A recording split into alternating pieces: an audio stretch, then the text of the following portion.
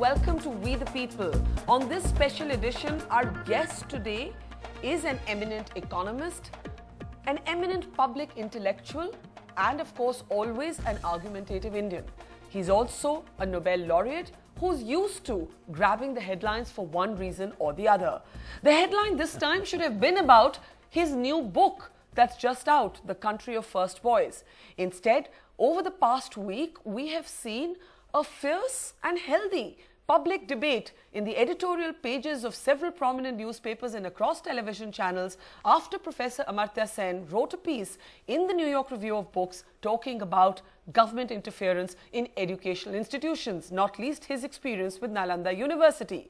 That editorial sparked a series of counter-editorials which Professor Sen himself has also been countering. So as we say, it is symptomatic of all of us being argumentative Indians, and it is my great pleasure to welcome on We the People our guest today, who will be taking questions not just from his critics but also from young students from colleges and institutes across Delhi. Please welcome Professor Amartya Sen to We the People. Thank you.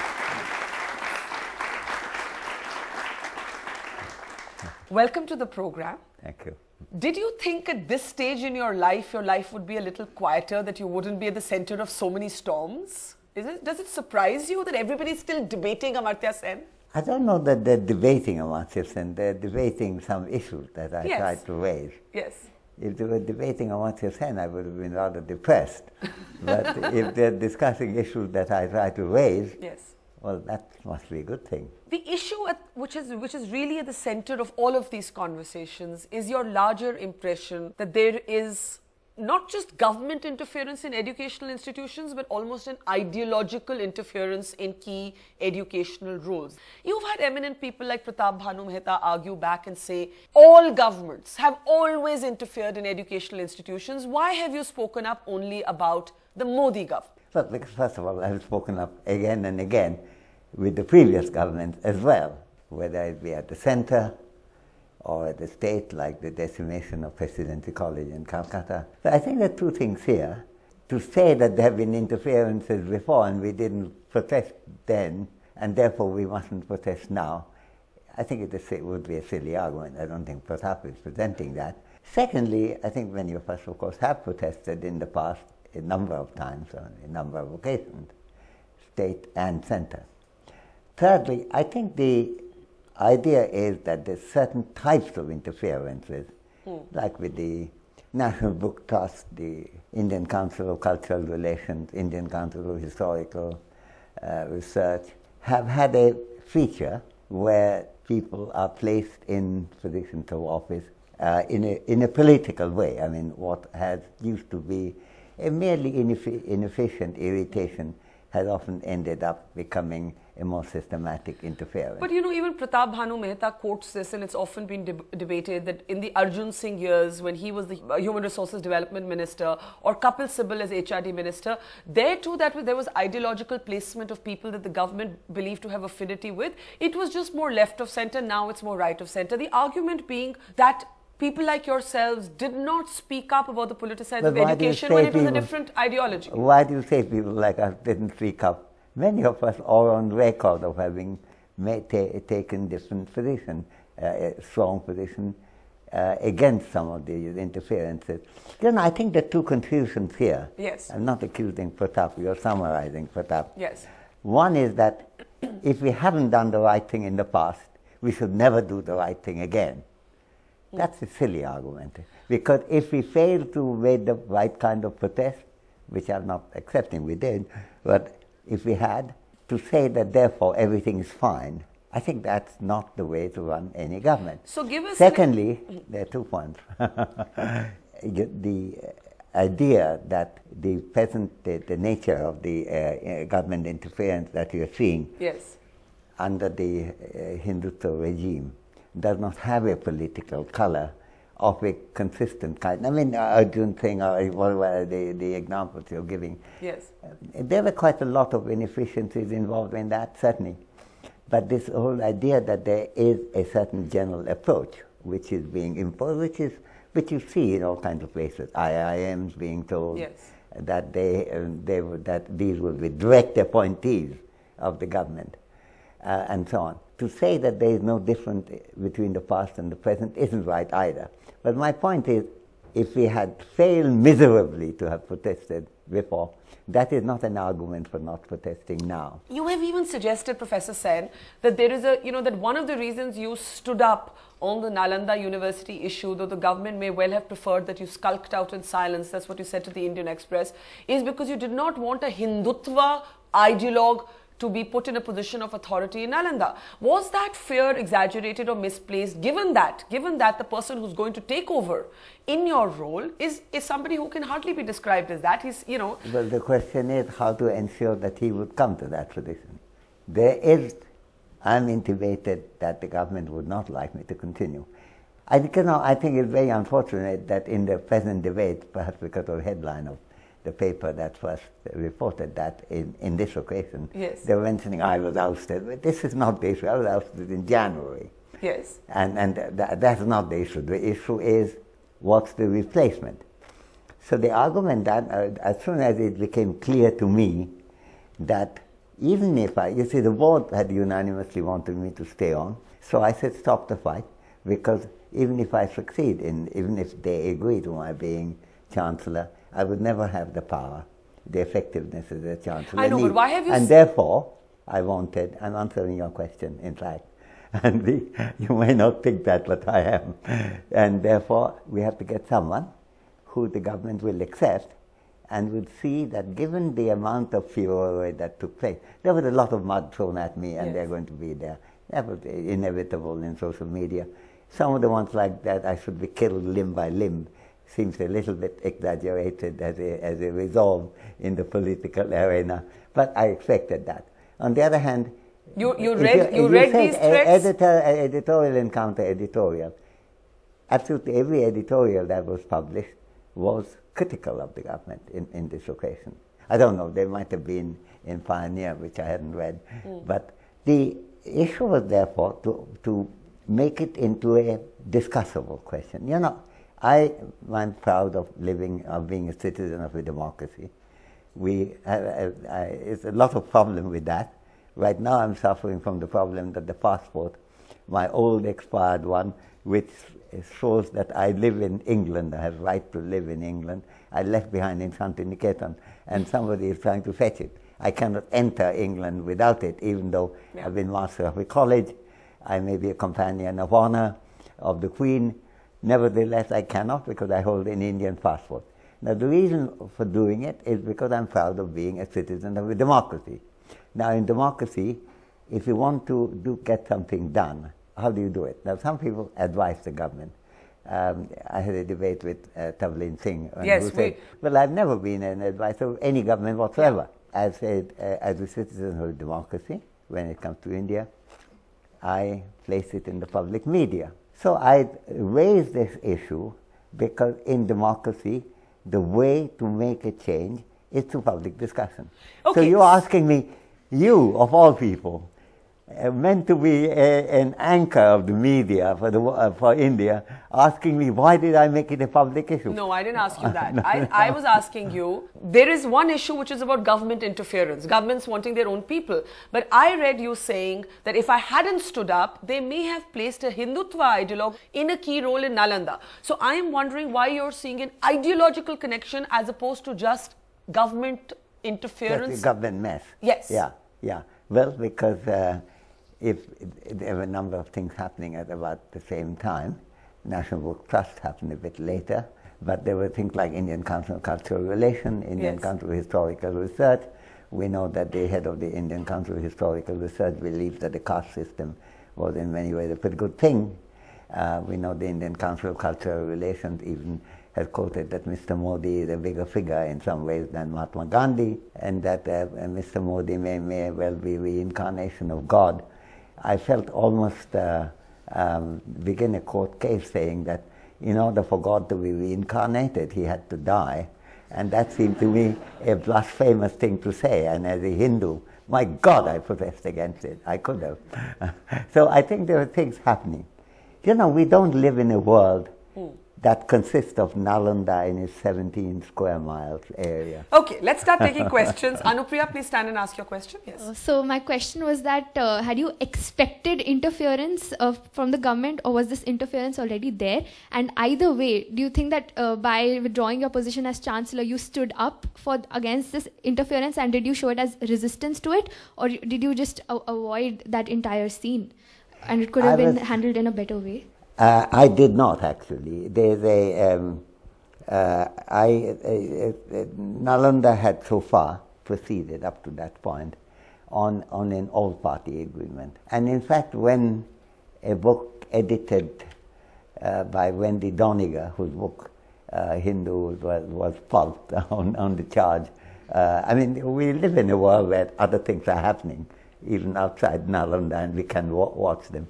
When that book had to be pulped because Penguin lost nerve, that time, Wendy Doniger also produced a book on Indian secularism. I wrote an article there, and in the article I said that the Indian government speaks with many voices. And as far as the Minister of External Affairs is concerned, and particularly the Minister Sushma Swaraj is concerned, I have seen no evidence whatsoever that she wants to interfere in this matter. And that's in book. That, by the way, you can pick it up in Calm Market. Therefore, I would say that there are parts of the government which are not in that direction. Given the fact that it is a Hindutva government, it is good that there are parts of the government which don't seem to be proceeding that way. There were interferences before, like the statutes which were passed unanimously by the board, were not placed to the president, the visitor, to sign. There was an attempt to change the board, suddenly overlooking the Indian Parliamentary Act. So there was that. But on the other hand, I thought that the minister was being very friendly. She, in fact, came to the board meeting, and therefore I'm on record saying that I expected that would continue. So when it happened, when I was suddenly told that the rumor was, obviously the president cannot deny or accept it, but the rumor was, and it's fairly well-placed sources, that the president had been told that he is not in a position to sign it because he represents the government, and therefore I'm not acceptable. Now that did it come to me as a surprise? Yes. Did it break my heart? Well, I've been working since the age of 11 when I first went there. So did it break your heart? Well, it somewhere did, and we have kind of layers of heart, a bit maybe broken and the other bit go on, ticking along fine. So, can I ask you before? But I have to answer just a short question. My thought then was, okay, that episode is over. There's no point in fighting because the government, they've already shown they don't want to accept the statutes and so on. I want someone who could get from a guarantee from the government that there would be no interference. And my successor, who is an excellent guy, George Yeo, has got this guarantee. That whole question would not have come up if this had not become a publicly discussed issue. I do not apologize as a citizen of India making any question that interests me a public issue. People have written, since this issue erupted, that someone like former President Kalam had differences with you on your choice of Vice Chancellor. But that is just not true. Kalam wrote to us a letter yes. Saying that the post is meant for the President of India. The Vice Chancellor post? No, not the Vice Chancellor. You're confusing there. Visitor. There's the Vice Chancellor, there's the Chancellor, there's the visitor. But didn't he also have differences with your choice of Vice Chancellor? No, never. We have never heard him on that subject at all. As visitor, he wrote to us saying, the visitor is meant to be the President of India. When the idea was raised, when I wrote to him saying that, would you please assume this position, he said that the position should now be occupied by the present President, namely Pratibha Patel. Yes. And we wrote to her and she agreed. You see, the newspaper constructed a huge number of stories, namely that Kalam was critical of the Vice Chancellor, which is not the case. First of all, it would have been odd because there was a selection committee, there was a unanimous decision of the board. they will say that he left in disgust, which is not the case. He left because he is no longer president. I think that the idea that we spent 3,000 crores of rupees. Yeah, 2,700 crores is the number 27. cited. Yes. Actually, we spent 46 crores altogether from the beginning of the university until the end of the last financial year. So that's a lie. I was told, it was told that the chancellor gets a salary of 50 lakhs of rupees, which is a lie. We don't get a salary. Questions were also asked about, A, why you chose the Vice Chancellor you did, and B, why you gave her a certain financial package which was seen to be inflated. I didn't, but you're asking these questions. I don't know who, but you see... No, I'm just reading articles that have come out in newspapers. You see, the point is this, the one difficulty I had with Fatap. You see, I got a flood of letters supporting, and when Fatap's article said the reaction to him had been ugly, reaction in the social media of a particular group who are trying to decide whether it's better to tear me limb by limb or just kill me at one go. If they say that the amount spent is this much and he gets such and such salary, which are all lies, to take that to be a serious question to ask in an NDTV interview rather than editorials from Telegraph to Deccan Herald. No, I'm quoting from an Indian Express article by Ashok Malik. That was the one article yes. that was written. Ashok Malik was the one fairly respectable journalist, but it was full of errors which were corrected, including the amount spent, 27, the amount she didn't inquire, it is 46 now. At that time it was less than that. If some reputable journalist lends his name to false stories, to say therefore that it becomes true. No, I'm not just asking. You're asking questions only of that kind. You're not asking questions, editorials in Telegraph or the Deccan Herald and we're so on. going to move to all of those issues, Professor But these are all supportive ones. So the whole idea... We're just having a good argument, as you encourage. You're having an excellent argument, excepting the argument has to take into account the fact that compared with every letter, even those who don't want to kill me, in every letter attacking, there are at least 25 letters I've got in support. I agree. And Professor Sen, how did you deal with these threats that came on social media? You've mentioned twice that they were ugly enough to talk about, life-threatening messages. No, that's not life-threatening. Breaking you up by tearing you up limb by limb, what is that? People who are going to break you up limb by limb don't usually go in the press saying that they're going to break you up limb by limb. So did I feel threatened? No. What did you feel? It's very unfortunate that the debate had descended to that level. Yes. But that was not unknown to me. That's been true. When I wrote originally, after the Babri Masjid was destroyed, an article in the same journal, in the New York Review, called Threats to Indian Secularism, I used to get 600 attacks every week. And they could be classified. Type A says this thing, type B, type C, type D, and my secretary would say, no, this is the type D attack. I mean, and you could see they're reproducing the same language often. You see, I'm a great believer in press freedom. The press freedom includes the social media, includes people saying pretty unpleasant things. But as a Democrat, I defend their right to say those things. But we also have the right to speak against it. But if anchors like you concentrate only on those and not on the supporting letters, I don't think you're serving the Indian public well. That's not true. As you know, when this controversy erupted, I was among the first to actually interview you and publish the letters you wrote. So it's not that I would disregard the fact that this created a huge debate with many people standing up in support. Many people standing up in support. Of course. I was just presenting a set of contrarian questions. I know when the controversy erupted. The contrarian questions are very good if they're in the context, if it plays. You see, I think the difficulty, time, this is actually relates also a bit to Pratap Bhanu's article, who's also an old friend of mine. You see, at the time, I'm not making any comparison, for God's sake, make it quite clear, no comparison between Modi and Mussolini. But when the fascism was coming into Italy, you find the paper saying, in the past there have been a lot of interference. Why are you so worried about Mr. Mussolini? What's he going to do? Other thing says, there's so much criticism of the past government. Same thing happened in Germany about the Weimar Republic. The point is that a newspaper has to have a balance as to which way the public are thinking. If there are some issues that people find dangerous, like the rise of and there's no comparison between Hindutva and fascism or Nazism at all, and let me make it absolutely clear so that that's not distorted. There are no misplaced headlines out of that, yes. But if there is something new happening, to say that in the past there have been interference, often of an extremely inefficient kind, that is to confuse the debate as to whether there is an organized movement. I believe there's an organized movement right now called the Hindutva movement. Lots of the RSS people, they're former members in the Indian Council of Historical Research, who are members.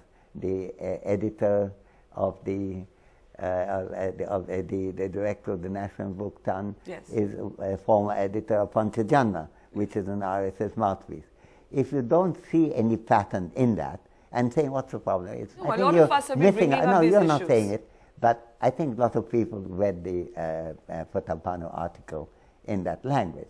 Also, when he says, attack since Amartya Sen's article, the Indian reaction has been ugly. That's nonsense.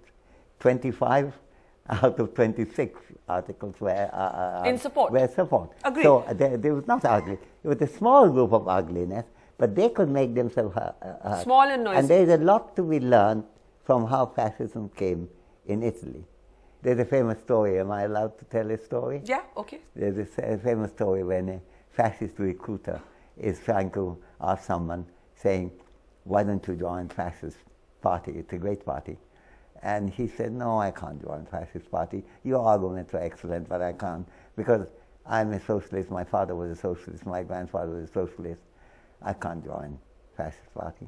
To which this man said, this is a very silly argument, says the fascist recruiter, very sensibly. There is no reason why you should be bound by that. If your father had been a murderer, if your grandfather had been a murderer, what would you have done then? To which they said, then of course I would have joined the fascist party. So there are a lot of things in our mind which we may not be willing to say. Okay, next question, Purva. Purva, yes. Sir, with all due respect, whenever you've come to India, some controversy has come up. So, is Dr. Amartya Sen a controversial Indian or an argumentative Indian? I hope I'm controversial. Because, you know, if you say things, I could say Mahatma Gandhi was a great person, and there will be no controversy. If you being, in addition to being a teacher, which is my main role, you also want to participate in public discussion, you ought to raise issues on which there is some differences. Otherwise, it's a waste of time. Being controversial is not such a bad thing to happen. Yes. As being completely non-controversial. Would be if boring. somebody said, oh gosh, you said that, it is totally non-controversial, they've said, you know, what a waste of time.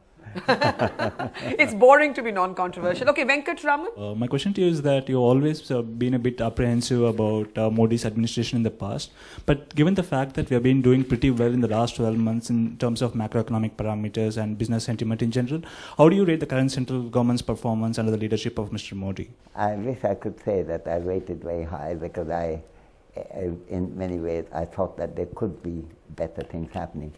I think part of the reason why it hasn't happened is that the Gujarat model is very deeply flawed.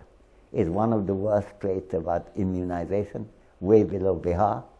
It is one of the worst in terms of sex-selective abortion in basic education, all kinds of ways. The process of economic development has to have human beings at the center. And this is not a model that we got. And in some ways, Modi has tried to reproduce that, which has been unfortunate, rather than saying that, look, we're dealing with a bigger country, there are different kinds of point of view. You say it's been very successful. I mean, the biggest rates of growth in the country have been under UPA 1.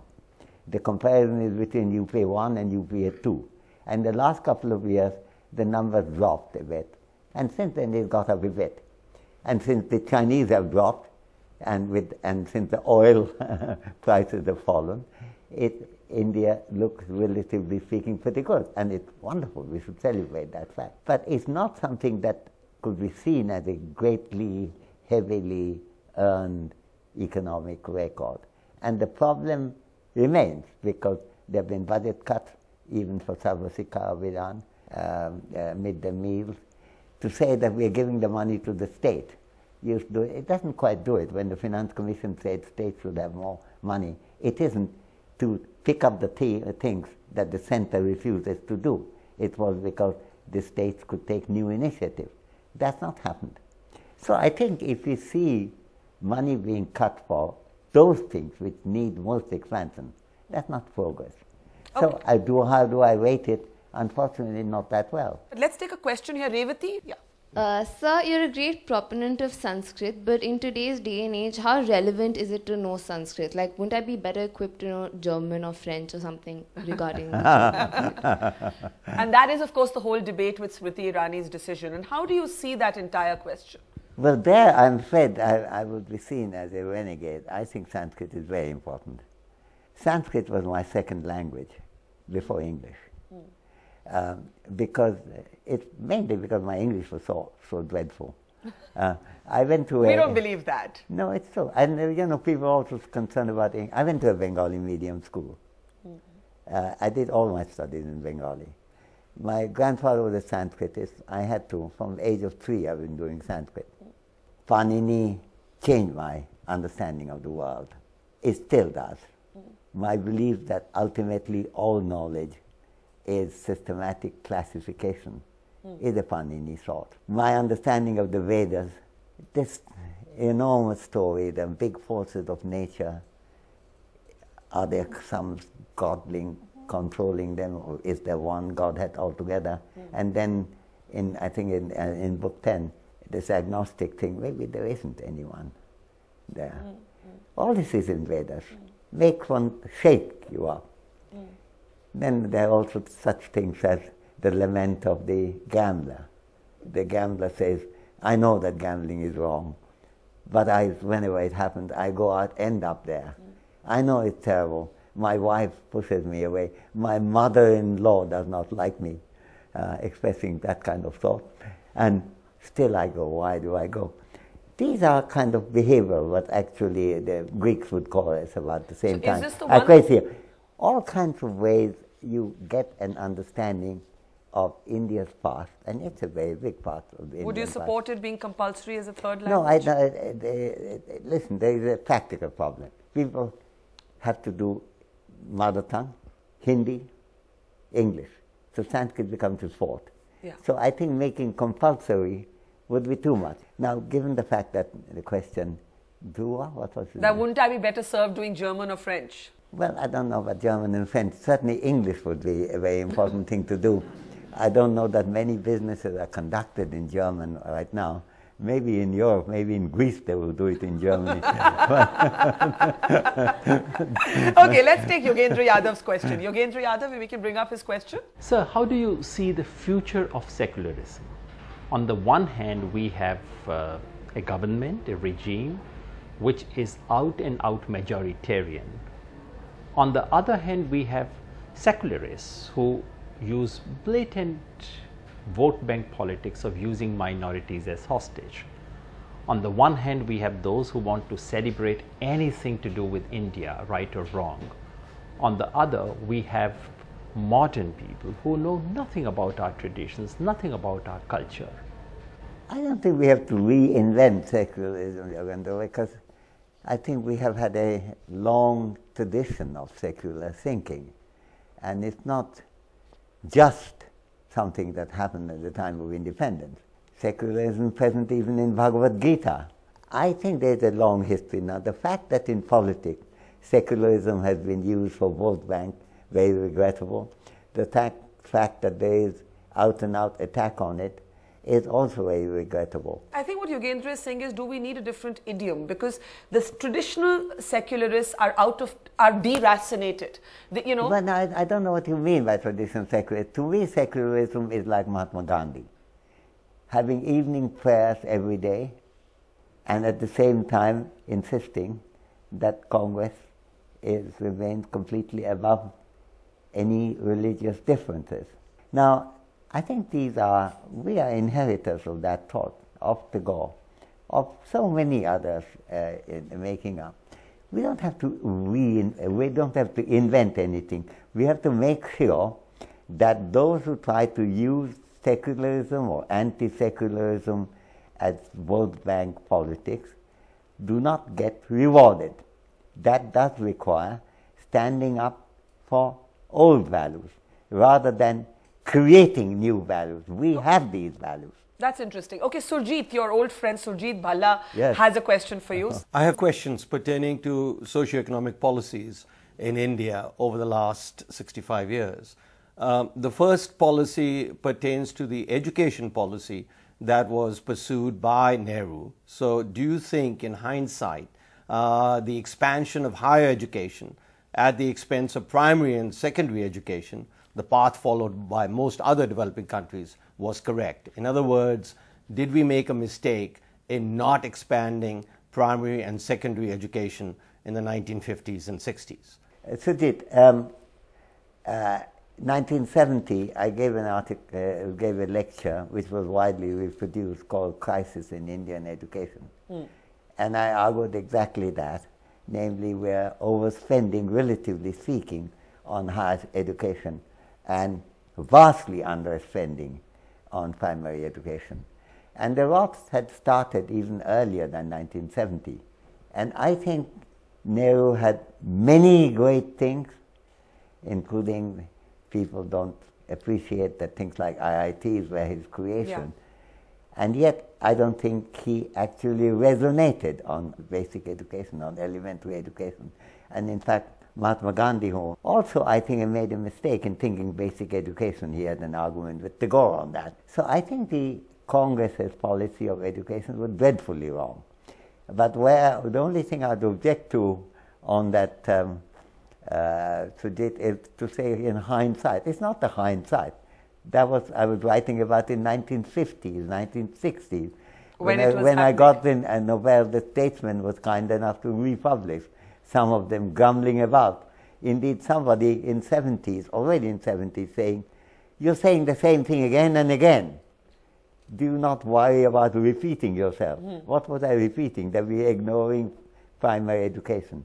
My regret isn't that hindsight, because that was what I wanted then. Yes. That I had to repeat it today again, after 60 years. Yes. Okay, we're told we have 5 minutes with you because you have a flight to catch, so I'm going to speed this up. I'll take one from a student here. Manav, where is Manav? Yes. In the past, you have said that the 1984 riots and the 2002 riots are not really comparable. No, I didn't say that. In the TOI article, you mentioned that. Which where? That the two riots are not really comparable. No, I didn't say that anywhere. And that, okay, and that the Congress leaders were not really responsible for the 84 riots. Oh, nonsense. They were tremendously responsible. I actually read it. Yeah. I don't know where you read that, I don't know. I think the riots were absolutely terrible. And in fact, I published something in argument with Tabling Singh. Yes. And I thought that it was shameful of the government not to pursue the criminals of Delhi at that time. What I said was that when you judge a party, you have to judge not only by that record, though those records were very comparable, and the fact that one of them meant to have been spontaneous on grounds that they were all outraged by Mrs. Gandhi's murder, is not a sufficiently good argument to distinguish that. But when you're judging about whom to vote for, you have to look not only on that, but also, is there a history of Hindutva? Is there an RSS? Is there something else going on?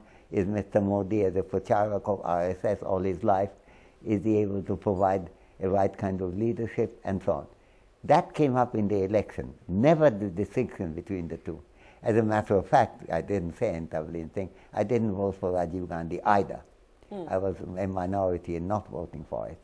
But certainly I did not make that statement that you were attributing to me. So I'm delighted you said it, because I can tell you that that is not a statement I ever made, nor did I believe it.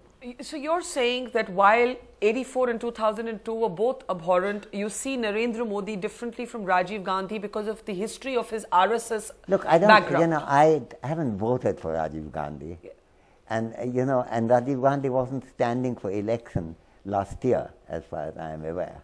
I was discussing Mr. Modi. Yes. In that context, I was saying that his being a pracharak for RSS an RSS standing for something, even if you eliminate any responsibility they may have had or any connection in the murder of Mahatma Gandhi. I'm not raising that issue at all and wiping that out. Still makes me very worried about certain aspects of to what extent the communities will be treated symmetrically. Now, if Rajiv Gandhi was there, I may well have analyzed him differently. But that's not the exercise I was engaged in 2014. When that exercise I was engaged in the December of 1984, it was a very bad time. My wife was ill with cancer, died shortly after that. So it was the time when I was not being very vocal, but I certainly didn't vote for him. Yeah. Okay, we're racing against time. So Suhail Seth's question is next, your old friend from West Bengal. Suhail. Professor Sen, good evening. Good evening. We normally meet in the salubrious environs of the Taj, Bengal, but here's the difference. I've always admired your writings, but of late, I also admire the manner in which you stir up a hornet's nest whenever you visit India. Now, increasingly, it's not your lectures, but it's what you say and how you react, which makes the news. How do you feel being a celebrity controversialist? Tell me, do you really believe that this country, in its present state, is going to forgive you for your completely covert earlier and overt now leanings towards what we believe is a culture of the past, the Congress culture, the cronyism culture? I also believe that as an academic of your renown, a Nobel laureate to boot, do you really believe you want to get involved with spats involving the likes of a Sonia Gandhi or a Narendra Modi? Or do you believe you're still not above it? Well, I'm certainly not above it as an Indian citizen and as an Indian voter. I stand in long queues to keep my voting rights. Overseas citizenship would not do it. I do it because I want to participate in my country's future. And therefore, yes, now do I've often been told that I'm somehow connected with Sonia Gandhi. Actually, I respect her tremendously. I thought she did a terrific job in the 2004 election. Yes. I met her, I think, 5 times. She's always been very kind to me. First time when Rajiv introduced this Italian lady who was his girlfriend in Trinity College Avenue, I thought she was enormously impressive looking, though her English was fairly limited, so we didn't have much of a chat. She was very kind when I was given the Bharat Ratna to come there. Yes. After the Nobel, she gave me tea, and I think I met her 2 other times. Was it Shekhar who said, as a friend and advisor, this is before Dublin thing. Yes. So actually, you know, that would have been a kind of ethereal influence if that were true. But yeah, I think there are many things. I think the many things about her interest in education and healthcare, which I applaud. There are many things. When Modi gave a speech from the top of the Red Fort and said all the right things, including toilets and so on. The fact that money for sanitation has been cut since then is unfortunate and doesn't quite tally with the speech. But the speech has had all kinds of good noises. And I'm not one of those who believe that speeches don't mean anything. You know, one of the arguments the BJP has made is that when you spoke about the cuts in sanitation and other welfare programs, they argue that the share of tax revenues for the states has been increased. No, so the states have greater spending at their disposal. But this is the confusion, really. When the Finance Commission said states should have more money, yes, this was a new initiative. Yes. Not for those things that the center used to do and now don't do it. Number 2, there's no way of guarantee that the states would do it. And one of the things we know in India is that the records are very uneven, from Kerala and Himachal and Tamil Nadu on one side to a number of other states, which I won't name, on the other.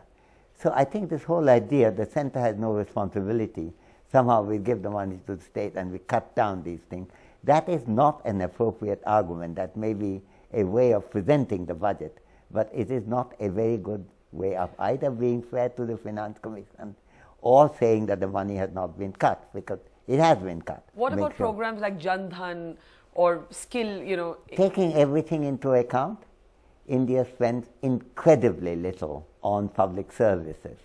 India is the way out. You see, this is the big thing. Asia has survived on a magic of combining market economy, which is very important, with good public services.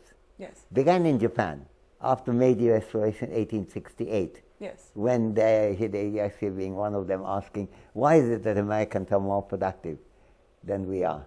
But mainly, he says, because they're educated, we are not. They have health care, which we don't have, which was true at that time. So in 40 years, they become fully literate. Then Japan takes the leadership. We are the way out. If you compare the public service money we spend, we stand comparable to some of the worst African countries. Yes. And our record in undernourishment, immunization, is worse than some of the African countries. Indeed. Bangladesh has 96% total immunization. We are hovering around 65%. To say that, you know, we have got all these names you were rattling, so we forgive one name, Jan Dhan. I asked you about Jan Dhan. But all the names put together doesn't still make up what is not being done. One last question. Okay, lots of hands. I don't know how long we can keep you here. Devansh, okay. Yeah. So my question to you is, so the caste census figures haven't been put out by the government as yet. And so there are some allegations that the reason is a fear of backlash from the backward communities and the increase in the socio-economic disparities. So what is your take on that? And sir, how essential really are these figures for the government planning? Well, you know, I haven't studied that. I don't know that particular debate.